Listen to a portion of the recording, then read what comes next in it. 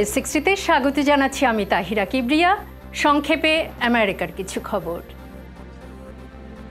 যুক্তরাষ্ট্রের পররাষ্ট্রমন্ত্রী Antony Blinken সোমবার বলেছেন, দক্ষিণ লেবাননে ইসরায়েল ও হেজবোল্লাহ যোদ্ধাদের মধ্যকার সামরিক সংঘাত যেন সর্বাত্মক যুদ্ধে রূপ না নেয়, সেজন্য যুক্তরাষ্ট্র দৃঢ় প্রতিজ্ঞ। তিনি বলেন, প্রধান শক্তিগুলোর কেউই আসলে যুদ্ধ চায় না।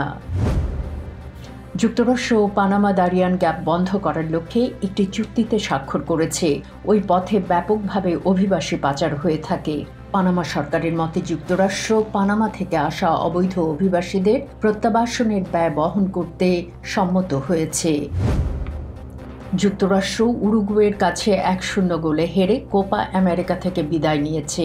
এই পরাজয়ের ফলে 2026 বিশ্বকাপের আগে কোচ গ্রেগ বারহলটারকে সরিয়ে দেওয়ার জন্য ইউএস সকার ফাউন্ডেশনের ওপর চাপ বাড়বে।